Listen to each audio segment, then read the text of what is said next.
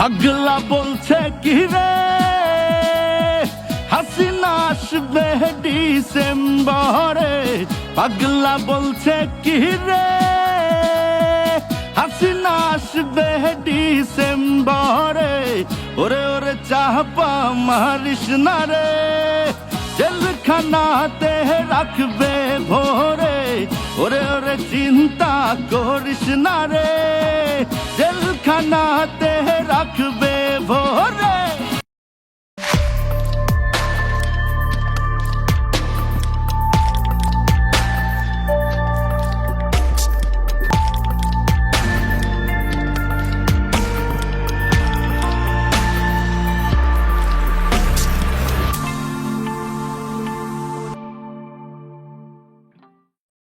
হাসিনা নাকি দেশে ফিরবে, এই ডিসেম্বরেই ফিরবে। আলহামদুলিল্লাহ, আমরাও চাই তুই ফিরে আয়, উইও আসতে চায়, আমরাও চাই আসুক। তো মিয়া বিবি রাজি, কেয়া করে কাজী, তাও আসিচ্ছে না কেন? আমার ধারণা ওই যখনই কয় জামুগা তখন মুদি গান ধরে, রুগজা সাথী চলা কেলা কাহা, তো মুদিও সাথে আসুক, অসুবিধে কি? হ্যাঁ, আমাদের তো সহ্য হইতেছে না। এ মাসে আয়, অগাস্টেই আয়। অগাস্ট তো আওয়ামী লীগের জন্য বরকতময় মাস। 15 আগস্ট একটা বরকত হয়েছে না, 5 আগস্ট হয়েছে না, আর একটা আগস্ট হইতো, বিশাল ঘটনা ঘটতো। এয়ারপোর্টে কোটি কোটি মানুষ ছুটে যেত, কে আগে সুদলিং পং করে দিবে, তার কম্পিটিশন হইতো। কিন্তু আমাদের এই আশা পূরণ হইতেছে না। আমার স্বাদ না মিটিল, আশা না পুরিল। আবার বাঙ্গু কিছু পলিটিশিয়ান আছে, তাহলে বড় আছে, ওরা কয় হাসিনা ফিরবেই। কমন সেন্স বলে হাসিনা ফিরবেই, রুমিন ফারহানা কইছে। শুধু তাই না, আবার কয় বাংলাদেশের রাজনীতিতে নাকি হাসিনার অবদান আছে। ওরে বাবা, মরে যাই। শুনেন, ওনার পরিবার এবং ওনার বাংলাদেশের রাজনীতিতে দীর্ঘদিনের অবদান আছে এবং ওনার পরিবারকে সপরিবারে হত্যা করা হয়েছে। বাংলাদেশে যদি উনি ফিরে না আসেন, ওনার দলের অবস্থা কি দাঁড়াবে, বা ওনার এতদিনের যে রাজনৈতিক ইতিহাস সেটারই বা কি দাঁড়াবে, এই সকল কিছু বিবেচনা আমার কমন সেন্স বলে উনি ফিরে আসবে। শুনেছেন, মানে এইগুলা পলিটিশিয়ানদের কি আর কমু, কিছু কইতে ইচ্ছা করে না। কয় সপরিবারে মাইরা ফেলা হয়েছে, তো কি হয়েছে? পরিবারতন্ত্র কায়েম করে দেশকে নিজের জমিদারি বানাইলে তো সপরিবারের জয় বাংলা করে দেওয়া হবে। হাসিনা তো তার পরিবারের সবাইদের একে একে বাইর করে দিচ্ছে 5 আগস্টের আগে। তারপরে তার দলের কর্মীদেরকে ফেলা রেখে চলে গেছে। এই রুমিন ফারহানা যে পরিবার সহ মাইরা ফেলেছে, কইতেছে ওর আব্বু অলি আহাদ কি কইছিল জিয়াউর রহমানের আমলে 15 আগস্টে নাজাদ দিবস পালন করেছিল। এডিটর সাহেব দেখান, ভালো করে আন্ডারলাইন করে দেখান। কইছিল কর্নেল ফারুক আর কর্নেল রশিদ আল্লাহর নিয়ামত হিসেবে আসিছিল। দেখিছেন, ওই সময় কর্নেল ফারুক আর খন্দকার মোস্তাক জেলে ছিল, আর কইছিল যে এরা আজকে জেলে, আর যারা ইন্ডিয়া পালায় গেছে তারা ফিরে এসে রাজনীতি করতেছে। যাই হোক, হাসিনা কেন সাংবাদিক সম্মেলন করছে ইন্ডিয়ায়, কেন করছে আমি আগের এপিসোডে কইছিলাম, রাজনৈতিকভাবে প্রাসঙ্গিক থাকার জন্য, পলিটিক্যালি রেলেভেন্ট থাকার জন্য। তার দলের লোকজন দিয়া তার কিছু করতে পারতেছে না, এখন সেজন্য তারাই মাঠে নামতে হইতেছে। কইছিল ভিডিও করে আসবে। হ্যাঁ, কি শুনেছি কিছু কিছু মাতারি নাকি ইমু সার্ভিস দেয়, ভিডিও কলে 200 টাকা নিয়ে আবার অডিও কল দেয়। তো কাঁঠালটা শিখে গেছে টেকনিক, বুঝে চাও। বিএনপি সরকারের পররাষ্ট্র মন্ত্রণালয় হাসিনার সংবাদ সম্মেলন নিয়ে বিবৃতি দিচ্ছে, দুর্দান্ত বিবৃতি দিচ্ছে, বাঘের বাচ্চা একেবারে। এই দেশে বাঘের গর্জন দেয়। কইছে বাংলাদেশ এই ঘটনায় তীব্রভাবে ক্ষুব্ধ।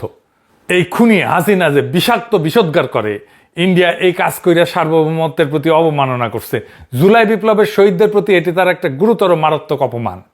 হাসিনার শাসনকে ফ্যাসিস্ট শাসন, হাসিনাকে গণহত্যাকারী, গণহত্যার দায়ে দণ্ডিত ব্যক্তি, তার দলকে অপরাধী চক্র, সহযোগী গোষ্ঠী, মাফিয়া এন্টারপ্রাইজ বলছে। ইন্ডিয়াকে বলছে যে বাংলাদেশ কখনো তার করদ রাজ্য হবে না। ইন্ডিয়ারে বারবার বলা হয়েছে যে হাসিনাকে রাজনৈতিক কর্মকাণ্ড চালাইতে দিলে বাংলাদেশের সাথে কূটনৈতিক সম্পর্ক স্বাভাবিক হবে না। তাও এই কাজ করিছে। এইসব ভাষা, কূটনৈতিক বিবৃতি প্রচলিত ভদ্র পরিমিত ভাষার তুলনায় আক্রমণাত্মক, পলিটিক্যালি চার্জড। আর একটা বড় কথা কইছে যে জুলাইটা বিপ্লব, রেভলিউশন, জুলাই রেভলিউশন কইছে। মানে বিএনপি তো জুলাইকে বিপ্লব বলে স্বীকারই করতে চায় না। এই প্রথম পররাষ্ট্র মন্ত্রণালয়ের ডকুমেন্টেড হইল বিএনপি জুলাইকে বিপ্লব বলে স্বীকার করছে। এটা একটা গুরুত্বপূর্ণ অর্জন, খুবই সিগনিফিক্যান্ট একটা ঘটনা। মোদী সরকার সংসদে বৈশা কইছে যে হাসিনা ভারতের রাজনৈতিক কর্মকাণ্ড চালাইতে পারবে না। এই গত 31শে জুলাই কইছে, দেখেছেন? তো সাংবাদিক সম্মেলন কি রাজনৈতিক কর্মকাণ্ড না? ওদের এটা মুখ না গোয়া? এইটা সে দেখেছেন, ফোন দিল্লি স্টারের রেফারেন্স দেখেছেন, এটা যত কম দেখানো যায় বুঝছেন ততই ভালো। আমার ক্ষুদ্র ভাতারা মাইন্ড করে, কয় যে এটা দেখে নাকি মেজাজ খারাপ হয়ে যায়। ইলিয়াস তো আমার ফোন দিলেই কয় যে দাদা আপনি ভিডিওতে ফোন দেন, আলো দিল্লি স্টারের নিউজ দেন, স্টোরি দেখান, এটা কেন করেন, এটা কইরেন না। আমার তো রেফারেন্স দেখাতে হয়, কিছু রেফারেন্স আমি কোথাও পাই না। ধরেন আজকে একটা কাজ করেছিলাম, একটা এপিসোডের কাজ করেছিলাম, করতে করতে একটা রেফারেন্সের দরকার। ওয়ার্ল্ড ব্যাংকের সাথে সরকারি কেনাকাটা নিয়ে হাসিনা সরকার একটা বড় ঝামেলা হয়েছিল সেই 2009 সালে। $1.5 বিলিয়ন লোন আটকে দিছিল কিন্তু ওয়ার্ল্ড ব্যাংক। তো আপনি নিউজ কোথাও খুঁজে পাবেন না, কোথাও না, দিল্লি স্টার ছাড়া। তো আপনারে আমারে আরো দীর্ঘ সময় এই আর্কাইভের উপরে, এদের আর্কাইভের উপরে নির্ভর করতে হবে, উপায় নাই। কারণ আমাদের তো কোনো মিডিয়া দাঁড়ায় নাই, তো এখনো মিডিয়া দাঁড়ায় নাই। বাঙ্গুদের আগে বাইজি বাড়িতে যাওয়ার রেওয়াজ ছিল জানেন তো, বাড়িতে কালে বউ আসছিল, তারপরেও ওই বউরা কইতো কুলবধূ, মানে যারে দিয়ে কুল বা বংশ রক্ষা হয়। কিন্তু এই কুলবধূর রগে এই প্রেম রং ঢং এই সমস্ত হইতো না, শুধু বংশ রক্ষাই হইতো। তো বাঙ্গুদের সেই প্রেমের অভাবটা পূরণ করতো বাইজিরা, সেজন্য বাইজি বাড়িতে যেত। তা আমাদের কুলবধূ মিডিয়া যারা আছে আর কি, তারা দিল্লি স্টার বা ফোনদের আলো এই বাইজের অভাব পূরণ না করা পর্যন্ত আমাদের বাইজি বাড়িতে যাইতেই হইতেছে। কুলবধূর কাছে যা পাওয়া যাবে না, তার জন্য বাইজের উপরে নির্ভর করে তো বাঙ্গুদের নিয়তি, তাই না? তো আমারও নিয়তি হয়েছে। যাই হোক, মনে আছে তো ওই যে এসকেএফ কোম্পানির ওষুধ বয়কট আর মেরিল কসমেটিক্স বয়কট, এই দুইটা থেকে ফোনদের আলো দিল্লি স্টারের টেকা আসে গলে, কেনা বন্ধ করে দেন, সুখে ঘুটে হয়ে যাবে। যাই হোক, আলাপে ফিরে আসি। আমরা বুঝে নি যে হাসিনা এবং আওয়ামী লীগটা আসলে কি। হাসিনা আর আওয়ামী লীগ এরা হইতেছে বাংলাদেশে ইন্ডিয়ার এজেন্ট। শেখ হাসিনার যদি কোনো রকম বিন্দুমাত্র ক্ষতি করার চেষ্টা করা হয়, সেটা বাংলাদেশের মাটিতে হোক আর ভারতের মাটিতে হোক, বাংলাদেশ কিন্তু আর বাংলাদেশ থাকবে না। আওয়ামী লীগ যতদিন ক্ষমতা থাকবে ততদিন সে বাংলাদেশকে ইন্ডিয়ার করদরাজ্য বানায় রাখবে, এমন কিছু দিবে ইন্ডিয়া যা চিরদিন মনে রাখবে, বুঝিছাও? আর যখন ক্ষমতা থাকবে না তখন বাংলাদেশকে অস্থিতিশীল করে রাখবে। 1975-এ এই কাদের সিদ্দিকিরা ইন্ডিয়া পলায় গিয়া বাংলাদেশের বিরুদ্ধে যুদ্ধ করেছে, অস্ত্র হাতে।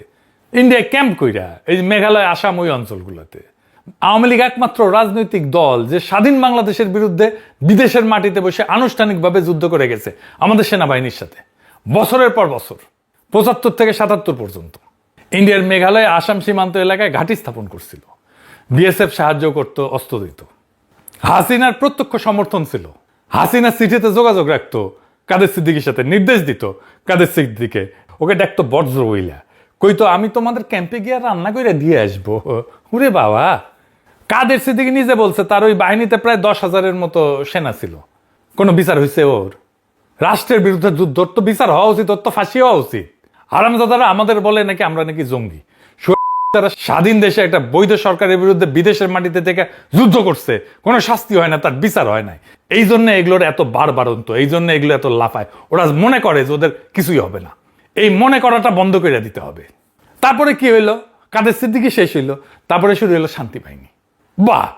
তারপরে 1991 খালেদা জিয়া সরকার গঠন করলো, শুরু হইলো 71-এর ঘাতক দালাল নির্মূল কমিটির নামে অস্থিরতা। সারা দেশে কি অস্থিরতা করছে, চারিদিকে মারপিট লেগে থাকতো। তারপরে করলো 200 দিন হরতাল। তারপরে হইলো সিরিজ বোমা হামলা। হাসিনা নিজে বলছিল যে একদিনের জন্য শান্তিতে থাকতে দেবে না, কথা রাখিছিল হাসিনা। বাংলাদেশে হাসিনা বা আওয়ামী লীগ ক্ষমতায় না থাকলে বাংলাদেশকে তামা তামা করে দিবে, এটা ইন্ডিয়ান পলিসি। হাসিনার মনে, হাসিনার দলের লোকদের মনে বিন্দুমাত্র গ্লানি আছে, অনুশোচনা আছে? নাই। এরা মনে করে হাসিনার শাসন ঠিক আছে। তারা মনে করে হাসিনা কোনো গণহত্যা করে নাই, আমরাই বরং জঙ্গি, পুলিশ হত্যা করছি। এই 2 বছর আগের ইতিহাস এইভাবে পাল্টায় দেয় এত ডকুমেন্টেশন থাকার পরে, জাতিসংঘের তদন্তের পরে। তাইলে বুঝেন 1971-এর ইতিহাস নিয়ে কি রাহাজানি করছে আওয়ামী লীগ। এদের দাবরানির উপরে রাখবেন, এরা সোজা থাকবে। এদের সাথে মানুষের মতো আচরণ করছেন তো মরছেন, ওরাই আপার হ্যান্ড নিয়ে নেবে। আওয়ামী লীগের পক্ষে যে বয়ান উৎপাদন করবে, যেই হোক, তার এই জয় বাংলা করে না দিলে এরা সোজা হবে না। বাকশালী পিটাইলে বরকত আছে। বিদেশের মাটিতে যেগুলো মস্তানি করবে সেগুলো বাংলাদেশের বাড়িতে গিয়া ধরবেন। এগুলো ভিতর ডিম। কয়টা কেস করেন, 1 সপ্তাহের মধ্যে সোজা হয়ে যাবে, রোলারের মতো সোজা হয়ে যাবে। তবে আমার স্ট্র্যাটেজিতে বাকশালী আর ইন্ডিয়া দুটোই সাইজ হয়ে যাবে, একসাথে একেবারে রোলারের মতো সাইজ হয়ে যাবে। শুনবেন, জানেন তো আমার স্ট্র্যাটেজি করলে ফুল প্রুফ। বন্দুকের গুলি মিস হইতে পারে, আমার স্ট্র্যাটেজি মিস হবে না। কেমনি করবেন? হ্যাঁ, ফ্রি না, খালি সব ফ্রি, সব স্ট্র্যাটেজি ফ্রিতে কয়া দিই জন্য দাম নাই আমার। তাও কইতেছি, আসেন শুনেন, ইন্ডিয়া আর আওয়ামী লীগকে একই স্ট্র্যাটেজিতে দুইটারই সাইজ করে দিতে পারবেন কিভাবে। আওয়ামী লীগ যদি সত্যি সত্যি জাউরম অব্যাহত রাখে, তাহলে ওদের ধরে ধরে জেনেভা ক্যাম্পের মতো একটা ক্যাম্প বানাইতে হবে, ওটা রাখতে হবে, নাগরিকত্ব কেড়ে নিতে হবে। ইন্ডিয়া পুশিন করলে সমান সংখ্যক বাকশালীকে ওই ক্যাম্প থেকে ধরে নিয়ে পুশব্যাক করে দিতে হবে ইন্ডিয়ায়। শুভেন্দু পশ্চিমবঙ্গে মুসলমানদের সাথে যে রাজনীতি করে, বাংলাদেশে বাকশালীর বিরুদ্ধে একই রাজনীতি করতে হবে। শুভেন্দু যে ধর বাংলাদেশি ধর করে যে তারায় না, এই যে দেখেন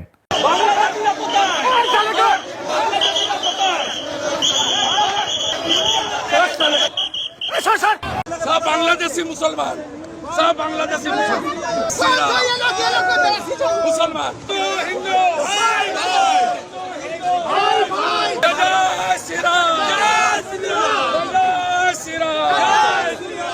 দেখেছেন?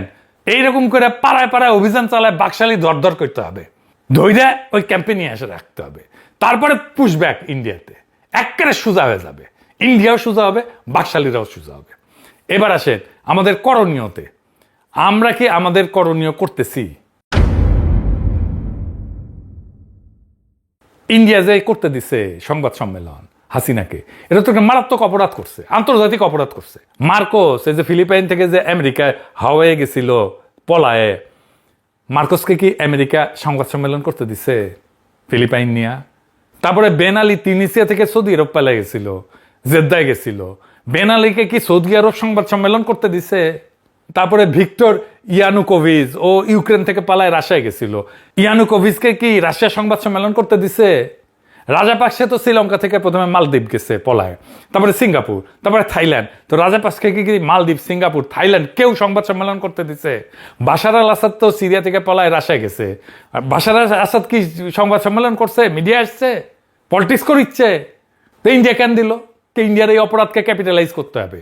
বিএনপি সরকার তার পক্ষে যা করা দরকার করেছে, আমাদের প্রত্যাশার চাইতে শক্ত প্রতিক্রিয়া দেখাইছে পররাষ্ট্র মন্ত্রণালয় থেকে বিবৃতি দিয়া। বাকি কাজ তো বিরোধী দলকে করতে হবে, ইন্ডিয়ারে চাইপা ধরতে হবে, কচ্ছপের কামড় দিয়া ধরতে হবে, যেন সরকার আরো শক্ত পজিশন নিতে পারে ইন্ডিয়ার বিরুদ্ধে। তারেক রহমান যেন ইন্ডিয়ায় না যায় এই ব্যবস্থাও করতে হবে। আমন্ত্রণ পাইছে কিন্তু না যায় যেন। বিএনপি তো বিবৃতি দিচ্ছে, বিএনপি কি আইডিয়া ইন্ডিয়ান হাই কমিশন ঘেরাও করতে পারবে সরকারি থেকে? পারবে না তো, এটা বিরোধী দলকে করতে হবে। ইন্ডিয়ান ইন্টারেস্ট যা যা আছে তার সামনে নিয়ম করে বিক্ষোভ করতে হবে, অবরোধ করতে হবে, বন্ধ করে দিতে হবে ইন্ডিয়ান কালচারাল সেন্টার সহ সবগুলা। ওদের যা বিজনেস আছে সবগুলো, ওষুধ কোম্পানি আছে, প্যারাসুটের তেলের কোম্পানি আছে, এগুলো যা যা আছে সবগুলো লিস্ট করতে হবে, তারপরে সবগুলো বন্ধ করে দিতে হবে। আর 11 দল কি করলো? গতকাল সচিবালয়ে ঘেরাও করলো। আগে নাকি প্রোগ্রাম থ্রো করা হয়েছিল, 5ই আগস্ট যে হাসিনা বক্তৃতা দিবে এটা তো আগে থেকে জানতো। তো হাসিনা বক্তৃতা দিলে কি বলবে সেটা অনুমান করা কি কষ্ট নাকি? তো এটা বোঝা যায় না যে তারপরের দিন আমাদের একটা অ্যাকশন দেখাইতে হবে? গতকাল তো বিরোধী দলের ইন্ডিয়ান হাই কমিশন ঘেরাও করতে যাওয়া উচিত ছিল, কিন্তু ঘেরাও করলো সচিবালয়। আজিব বাত। কোনটা প্রায়োরিটি, কোনটা এই মুহূর্তের রাজনৈতিক কর্তব্য, এটা ঠিক করতে না পারলে তো বিপদ। বিদ্যুৎ গ্যাসের জন্য বিক্ষোভ করতে হয় নাকি? বিএনপি সরকার তো বিরোধী দলীয় নেতা শফিক সাহেবের কনস্টিটিউয়েন্সিতে মিরপুরে স্থানীয় সরকার মন্ত্রীরা পাঠাইছিল, শাহ আলমরে। কি কি উন্নয়ন কাজ করতে হবে সেটা তদারকিতে মন্ত্রীরা পাঠাইছে একটা কনস্টিটিউয়েন্সিতে। আর এই সরকারের সাথে বিদ্যুৎ নিয়ে সচিবালয় ঘেরাও করতে হয়, কি আজিব বাত। জামাতে ইসলামী তো তেরের সংকটের সময় যখন লাইন ধরিচ্ছিল ইরান যুদ্ধের যখন চরমে, ওই সময় প্রস্তাব দিছিল না যে একসাথে কাজ করি? শুনেন, আমরা কেন জয়েন্টলি করতে পারি না? কেন আমরা যদি জয়েন্টলি করতে পারতাম তাহলে আমাদের ডেমোক্রেসিটা সাস্টেইনেবিলিটির দিকে যাইত, মানুষ আশান্বিত হতো। তারপরে কমিটি হয়েছিল, কমিটি করার 1 সপ্তাহের মধ্যে সব ঠিক হয়ে গেল, মনে আছে না? তো এখনকার সংকট কি সেই সময়ের চাইতে বেশি নাকি? এটা নিয়ে কেন ঘেরাও করতে হইলো? জিয়ার আমলে মাওলানা ভাসানী ফারাক্কা মিছিল করেছিল না?